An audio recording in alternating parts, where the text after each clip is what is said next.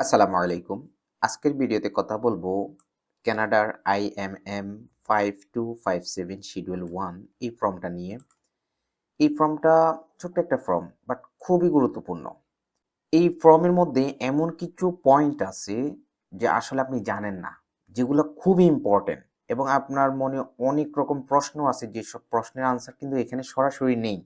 আমি আপনাদেরকে একদম ইন ডিটেলস সকল কিছু বুঝিয়ে দেব ইনশাল্লাহ। এখানে অনেকগুলো পয়েন্ট রয়েছে। ওকে, এই ফর্মের পারপাসটা কি?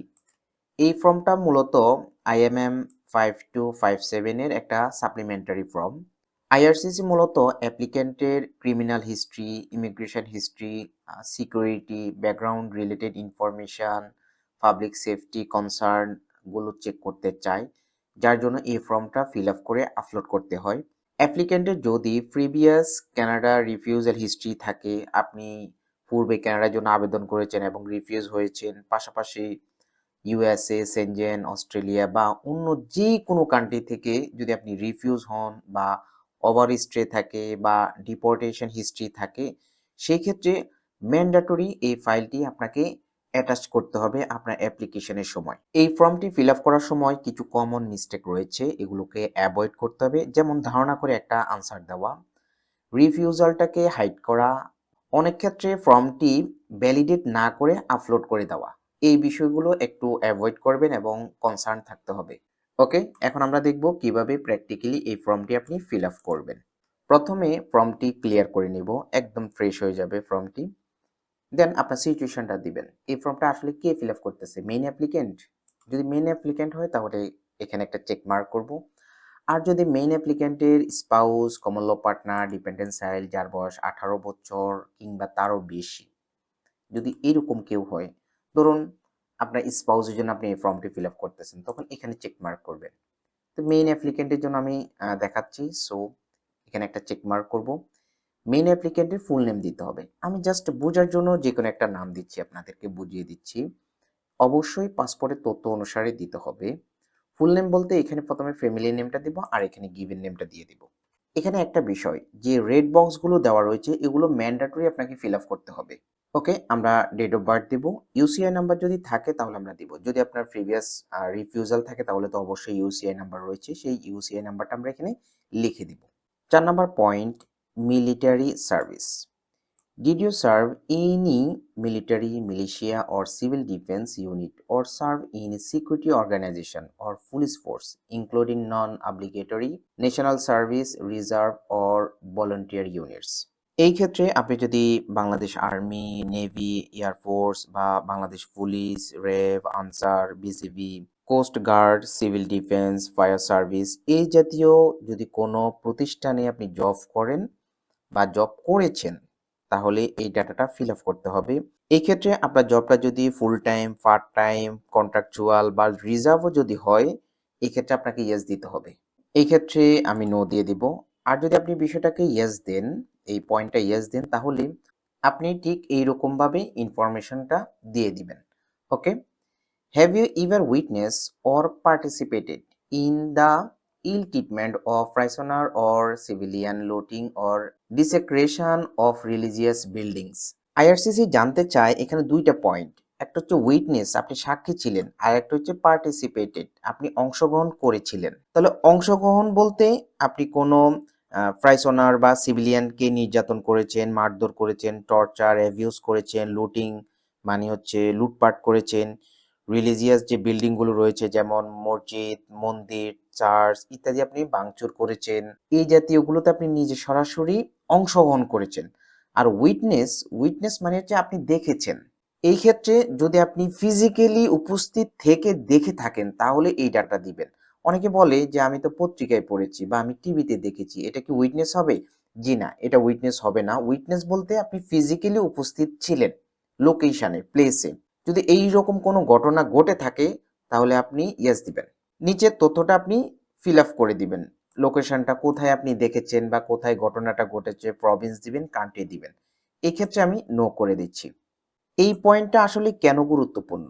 আপনি হয়তো বলতে পারেন যে এটা তো সাধারণ একটা বিষয়। না, আসলে হাই ভলিউম কান্ট্রিগুলো হিউম্যান রাইটস ভায়োলেশনটাকে অনেক গুরুত্বপূর্ণ মনে করে।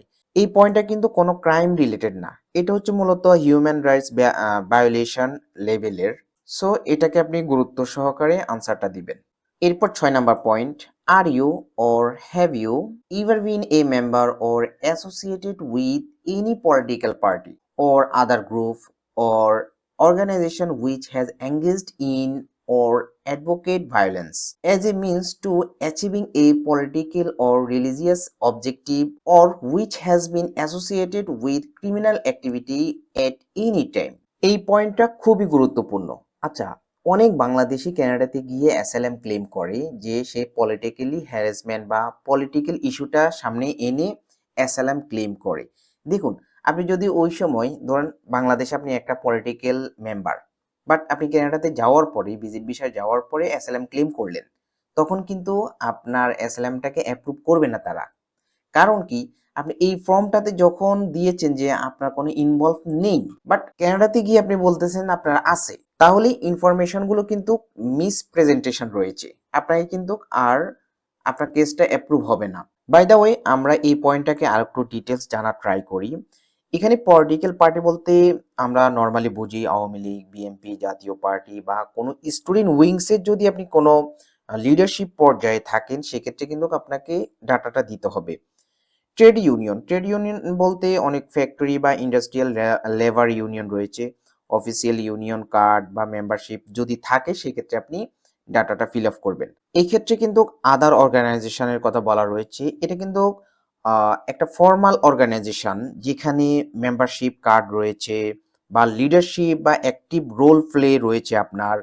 যদি এমন হয়, তাহলে আপনি এই ডাটাটা ফিল আপ করবেন।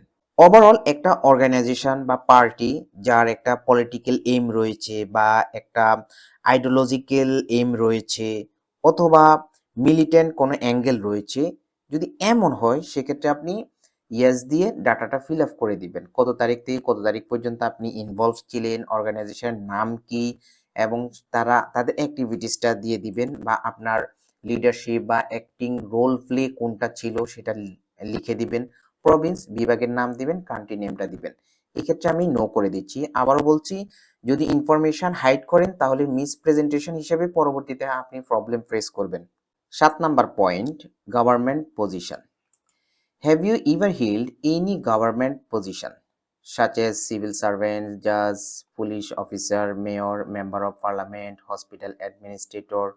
ওকে, আইআরসিসি জানতে চাচ্ছে আপনি কখনো কোনো সরকারি পদে চাকরি করেছেন বা দায়িত্ব পালন করেছেন কিনা।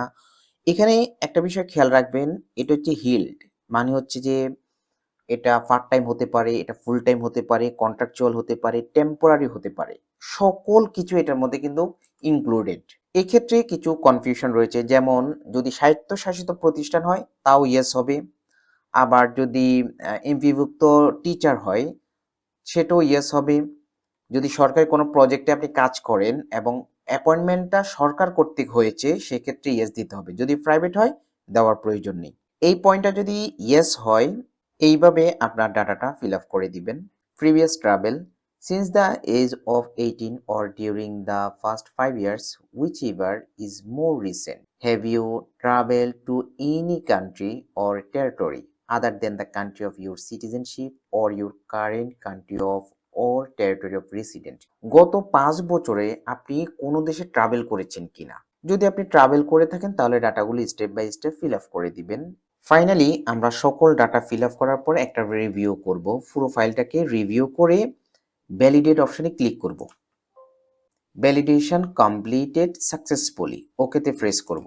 যখন আমরা ভ্যালিডেট ক্লিক করব, তখন রেড বক্সগুলো উঠে যাবে এবং ডান পাশে যদি আপনি খেয়াল করেন, এই ক্ষেত্রে আপনার ফ্যামিলি নেম এবং ডেট অফ বার্থটা দেওয়া থাকবে। ফাইনালি আপনি এই ফর্মটি আপনার অ্যাপ্লিকেশনের সাথে অ্যাটাচ করে দিবেন। আবারও বলছি, এই ফর্মটা হচ্ছে যে মূলত IMM 5257 schedule 1 application for temporary resident purpose. কারো যদি কোথাও কোনো কোশ্চেন থাকে বা কোথাও কনফিউজ ফিল করেন, তাহলে অবশ্যই আমাকে কমেন্ট করবেন, আমি যথাযথ ইনফরমেশন দিয়ে হেল্প করার ট্রাই করব। আল্লাহ হাফেজ।